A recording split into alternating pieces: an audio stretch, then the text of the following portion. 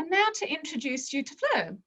So Fleur studied at Burnley Horticultural College, horticulture.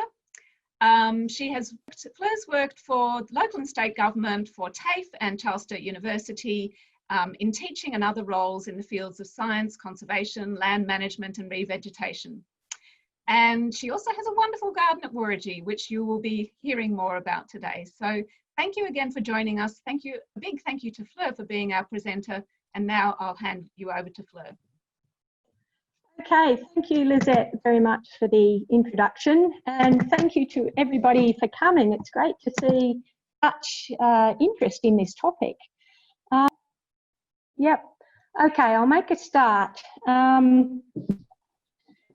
Today we have a lot to get through. It's such a big topic. I'm going to be asking about your observations, discussing climate change and the uncertainties around what's happening now and what's going to happen, likely changes, the likely impact, how we can adapt and do so in a way that doesn't add to the problem of climate change. And at the end, I'm going to do a quick case study of how I've been adapting over the years.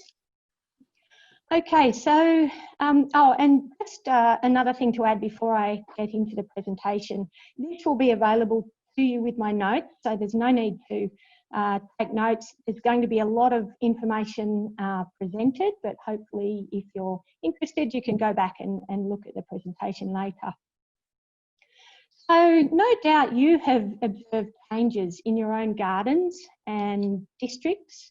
These are some of the things you might have noticed. Early flowering. My friend Sue Brunskill told me she saw a Manchurian pear in full flower in autumn, and it's a spring flowering species. I've also noticed understory species in the bushland flowering in autumn when it really should be flowering in spring, so major disruptions.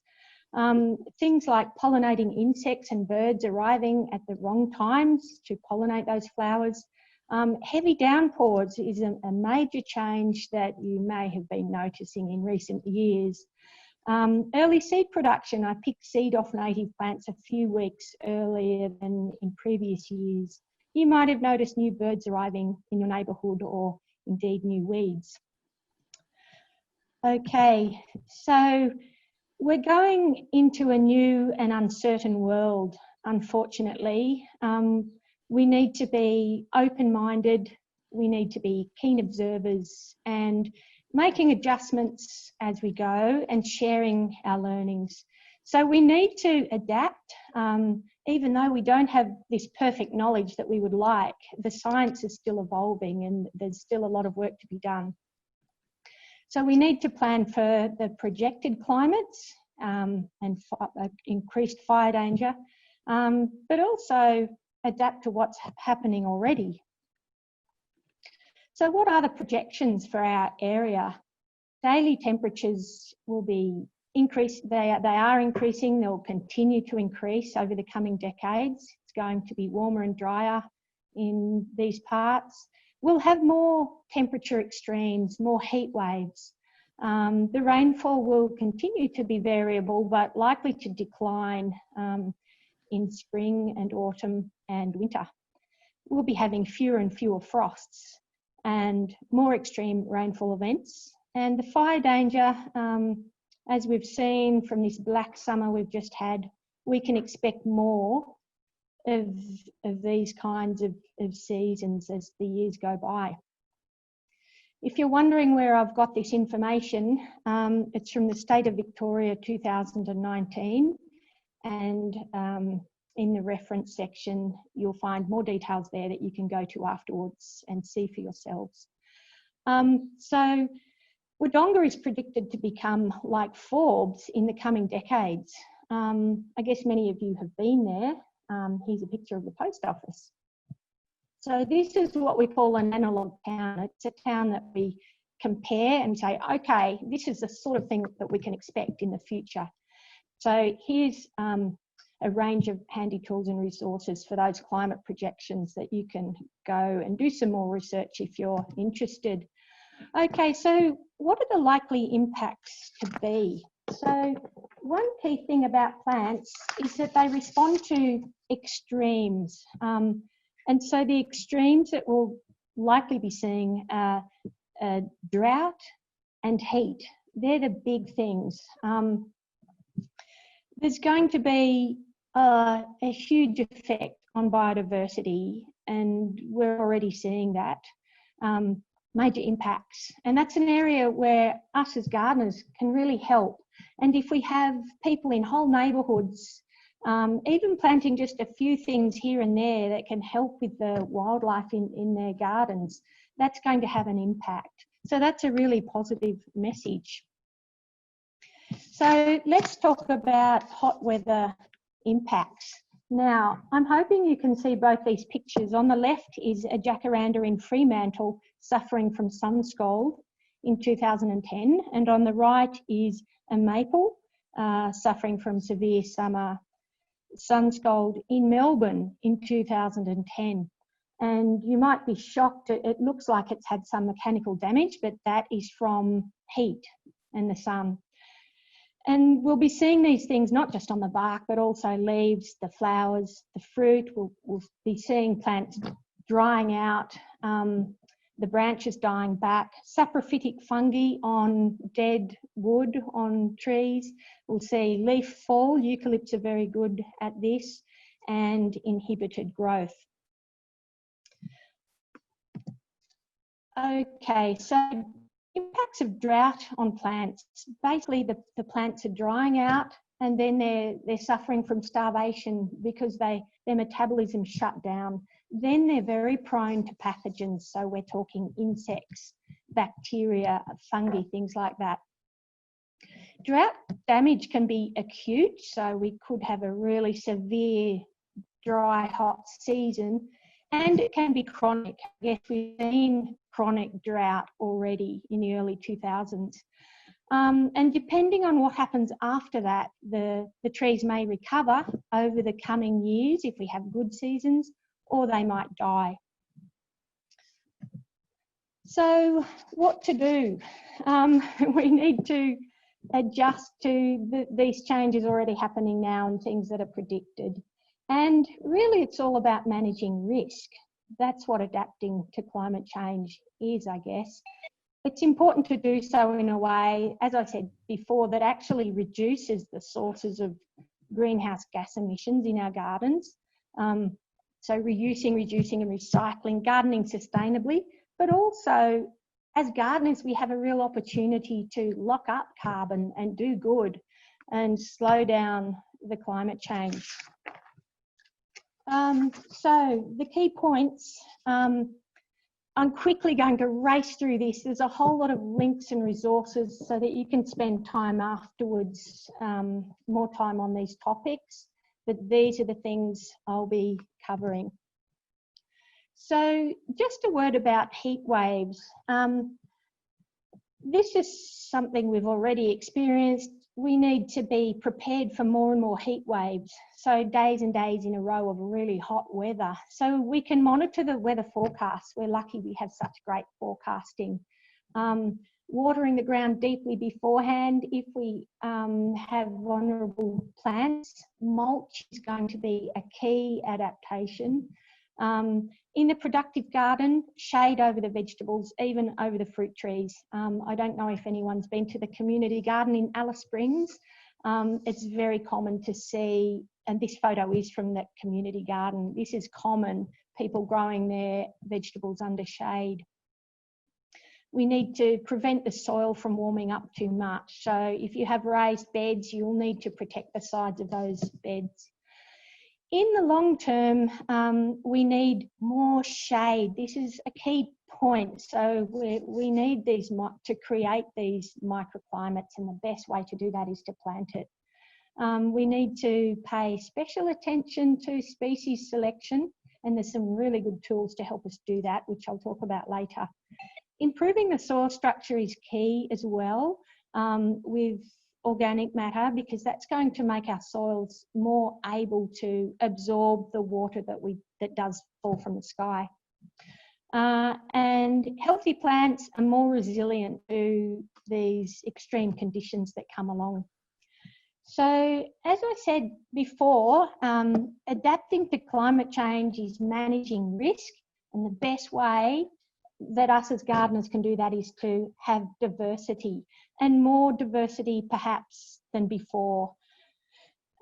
So, mixing in species from warmer climates, as well as using the tried and true and a good range of Indigenous plants as well, in local plants in our gardens. Years ago, Edna Walling, one of our great garden designers, recommended that gardens should be 1/3 shaded to have a beautiful garden in many parts, I guess, southeastern Australia. So with climate change, I think we're going to have to up that figure. And no doubt you've all been in a beautiful shady garden in the middle of summer, and you just know how valuable that is. So creating microclimates is a key adaptation to climate change, and planting is the best way to do that. And spare a thought for our animals, domestic and our wildlife, who also will be looking for that shade. Okay, so I guess climate change is ramping up all the normal pressures. And so we have to be even more good at using best practice, everything we do, so we can monitor the long range forecast. This is a great year for planting, so plant, and we need to make sure our planting stock is really good quality, the best quality we can manage. Timing, maybe we plant more in the autumn, maybe we used to plant in the spring after the frosts. Bring that forward, because we know that we'll be generally getting less rain, and that the soils will be drying out. Planting more deeply than we might have in the past, exploring techniques like long-stemmed planting very deeply. Direct seeding could be more of a thing for the future. Direct sown plants have fantastic root systems, and they're very resilient. And something that Australians are very good at, tanking, or creating these wells around the plants. Really, they're mini swales, so to catch the water that falls and funnel it into the plant's roots. And of course, to monitor, to see how we're going, and to help each other adapt if we have some good ideas. That's really important too. Okay, so Waterwise principles are really important. They're just increasingly important, and I guess many of you are totally across this already, but I'll just whiz through them now. We can reduce areas of lawn or accept a dried off lawn in summer, and in a minute I'll show you a picture of some weeping grass, which doesn't necessarily even dry off in summer. So some of our Indigenous grasses are fantastic, so we can still have lawns. It's really important to do this zoning or grouping plants. If you do have plants that need a little bit of water, they're great together. You won't be wasting water if you group them with plants that don't need any extra water. Using drought tolerant plants is going to become more and more important. Maintaining the garden, using mulch is a key, absolute key. And if you're going to water, make sure you do so efficiently. Swales are something else to contour the earth so that we can direct water in and have it, keeping it in the garden rather than running off, especially if we have heavy downpours. So here's a picture I took yesterday. You can see that weeping grass, Microclimates typoides, is a fantastic option for lawns. Some of you may have this in your lawn.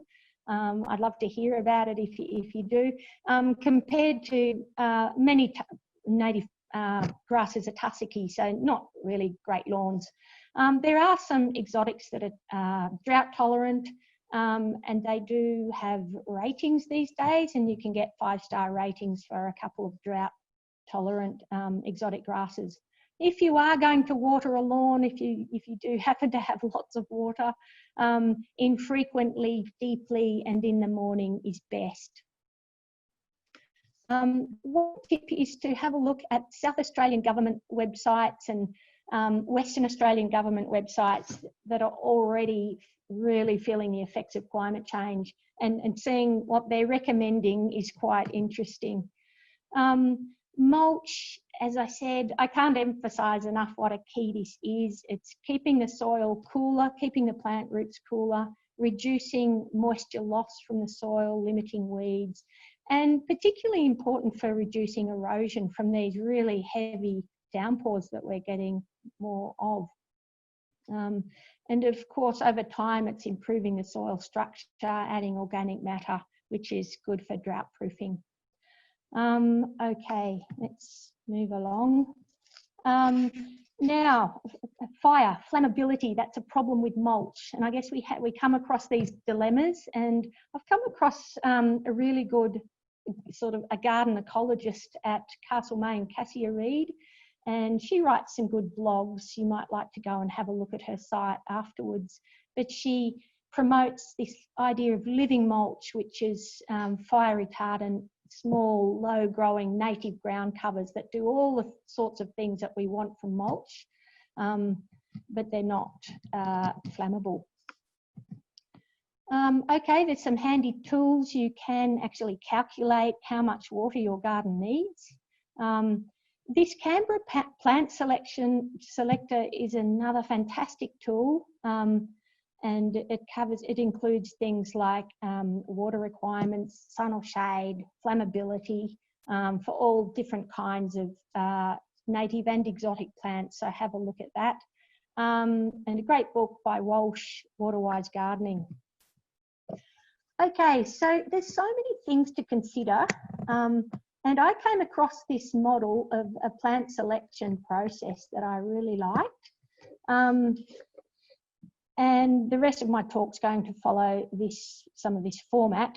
So one, can we get the plants? Can we get the species? If so, let's look at the ones that promote biodiversity. Before I mentioned how it's going to be more and more important for us as gardeners to be contributing and nurturing our wildlife, because they're going to be feeling really impacted by climate change.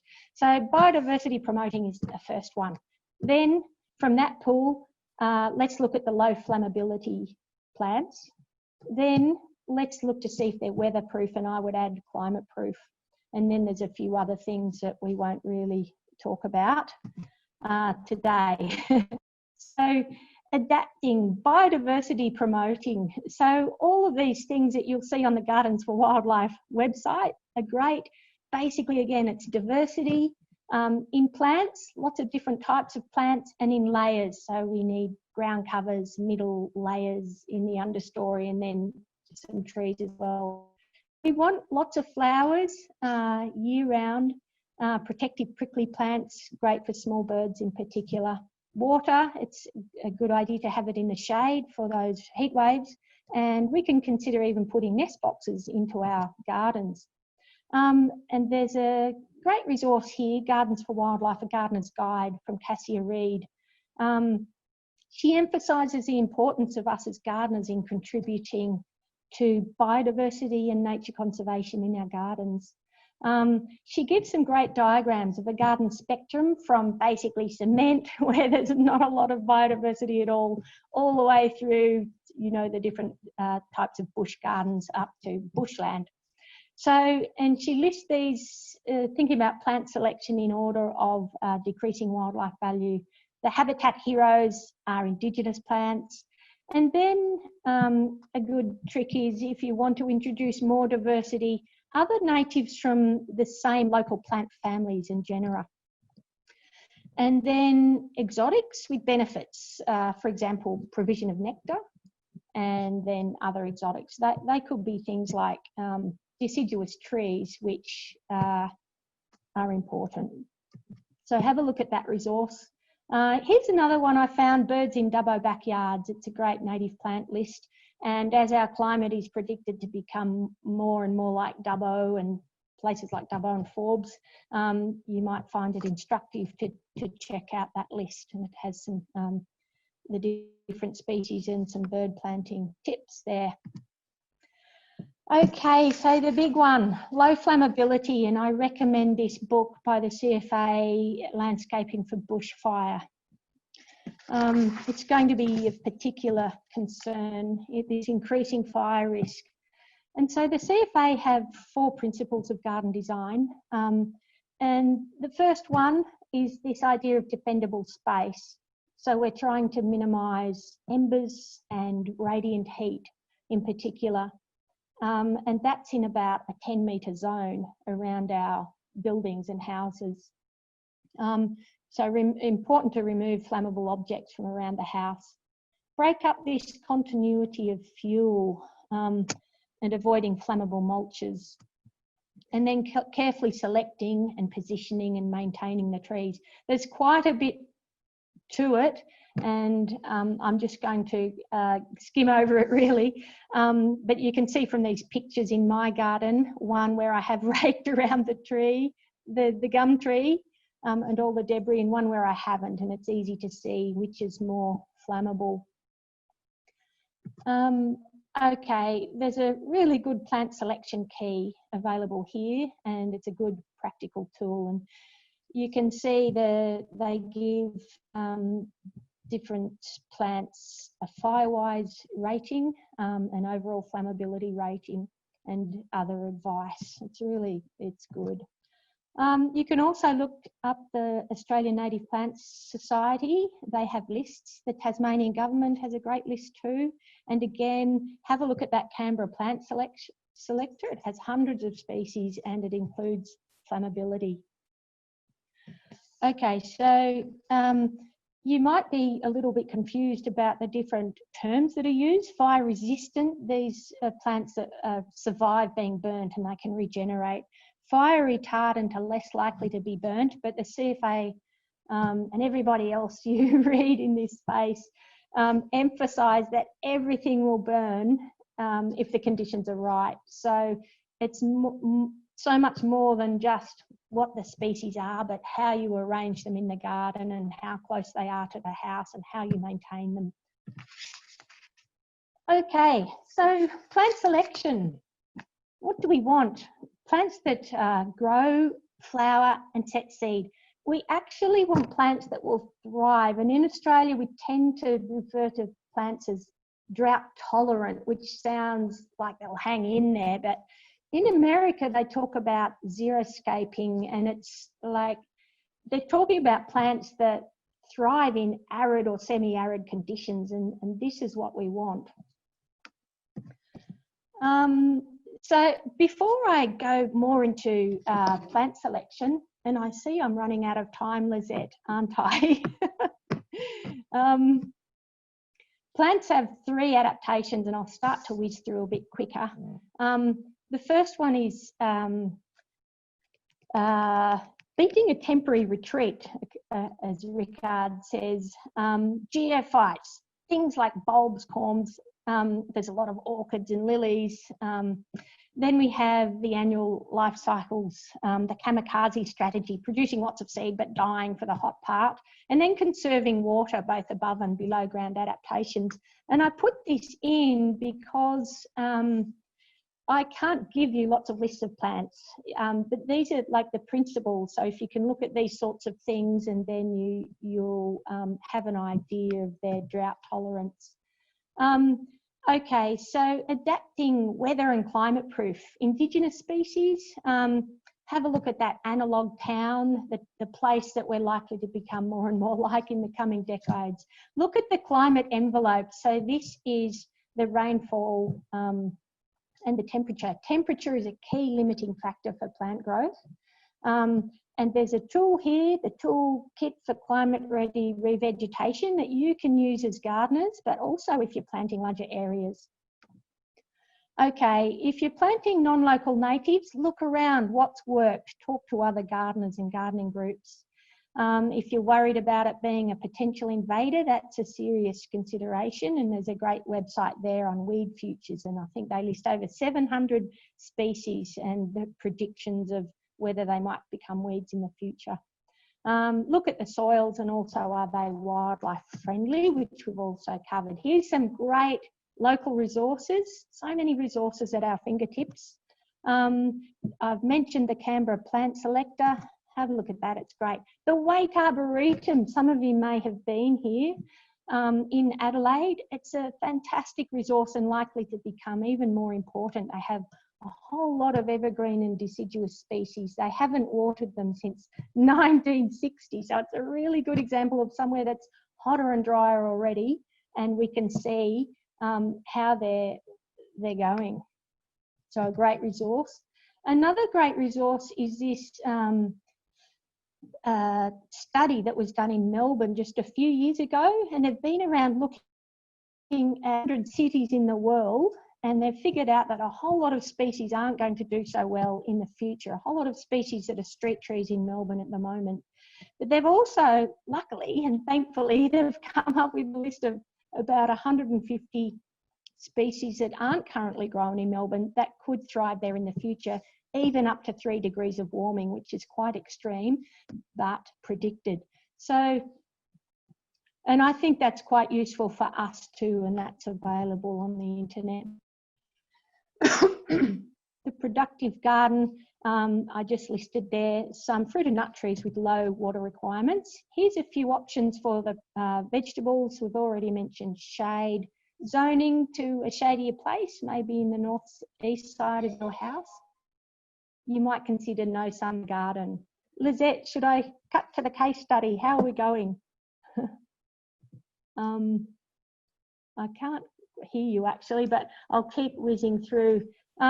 So adapting wisely, so reduce, reuse and recycle is so important in the garden, because there's so much we could potentially be doing that's not exactly great for climate change. And on the other hand, there's organic practices that are really locking up carbon. So like with anything else, look for minimal processing, local sources and secondhand things. Here's some really great tools for seeing how sustainable your garden is. I've already mentioned this fantastic revegetation resource. So the CSIRO and the Bureau of Meteorology have looked at the future climates of all the places in Australia. And so for us, it's safe. And then you can also look at the climate envelope, the rainfall and temperature, where the species is currently growing. And that's really, then you can compare the two and see if it's likely to have a future in your part of the world or not. Okay, I'll just spend the last minute or two talking about my story of adaptation.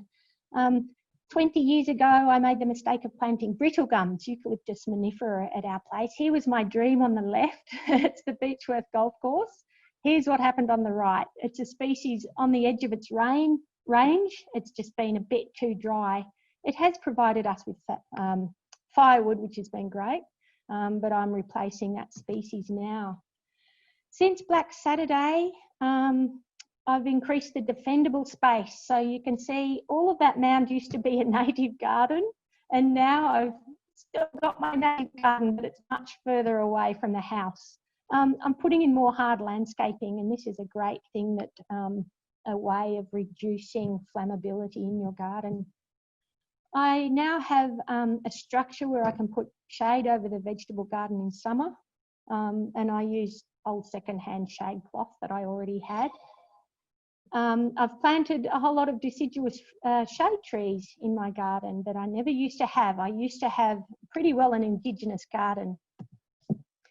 Ferns inside, succulents outside. I also have some ferns on the south side of the house that never see the sun, but that's an adaptation too. And diversity, as I said, I have much more plant diversity than I did before. Everywhere I go, especially places like Canberra, I go to the plant nursery there and I see what tough, heat-tolerant native plants they have, and I bring it back to my own garden and my own driveway, and I've even actually growing a casuarina from Alice Springs. I don't know how it'll go. That's a bit extreme, I think, but I'm not ruling anything out. So what are the key messages from today?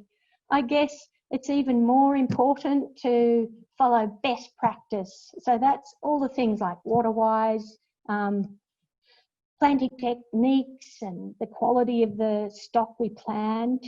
Microclimates, so important. Shade is just going to be a premium in the future, more and more. Biodiversity, there's so much we can do, and it's really important. And that idea of diversity as a key way of managing risk in our adapting to climate change. Firewise is critical, and if we do all of these things, we can make our gardens and ourselves, I guess, more resilient, which is what we'll need going into the future. So here's a whole list of references and resources, and thank you very much for attending. I hope you've found the talk useful, and if you're interested, you can take home this resource, and there's a lot of links, as you saw, and handy tools and resources. So thank you.